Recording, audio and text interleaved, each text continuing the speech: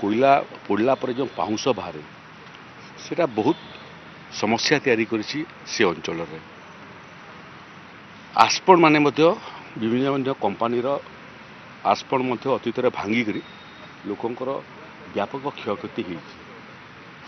तेणु आश डिस्पोजाल नूतन एसओपी प्रस्तुत हो गला सेटा बोधे चलित सप्ताह रिलीज हो किंतु तार सांगरे एबे नुआ प्रस्ताव आम शिल्प प्रतिष्ठा करुवा अधिकारी मान सांगरे कथबार्ता करुचु। केन्द्रर मध्य एनटीपीसी केंद्रीय संस्था से तापज विद्युत केन्द्र शक्ति उत्पादन करे।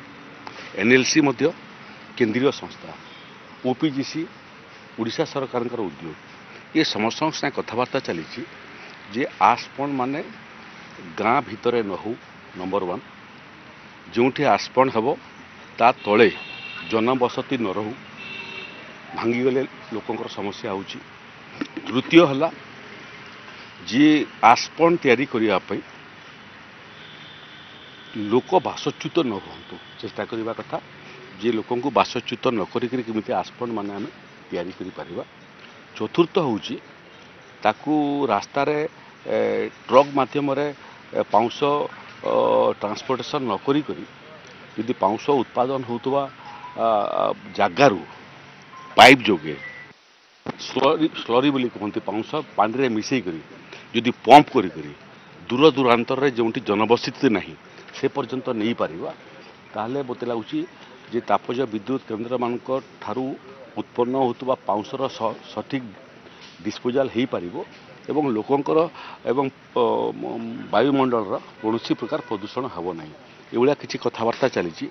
एनएलसी जोटा तोला बिरा आस्पण करने से प्रपोजाल देइछंती से मानकु जिला प्रशासन सहित जोड़ी करी मु परामर्श देछि मासे भितर दूर जगार स्थान निरूपण कर जो जगार जनबसती नथिबो जो जगार आस्पण भांगिले मध्य धनजीवन प्रभावित हेबनी एवं पाइप माध्यम से पाउंस पठाओ जार फल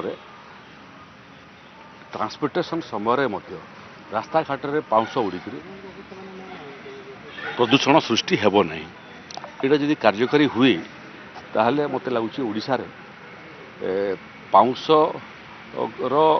मैनेजमेंट रे नुआ इतिहास सृष्टि है। सर पॉल्यूशन को लेकिन जब उड़ीबार ये क्षयक्षति रही लोक मैंने बसते निश्वास को पॉल्यूशन नहीं कौन व्यवस्था करा से जदि पाउंस सीधा जो कोयला पड़ुची विद्युत उत्पादन है एवं पाउंस बाहर पाउंस जदि माटी तले तले तले तले पलैब ताले प्रदूषण होबार संभावना नहीं। 2 पैसा अधिक खर्च हो किंतु सेटा स्थायी हेब क्षतिशून्य हेब एवं स्वाभाविक भाव प्रदूषण को संपूर्ण भाव रोकी हेब।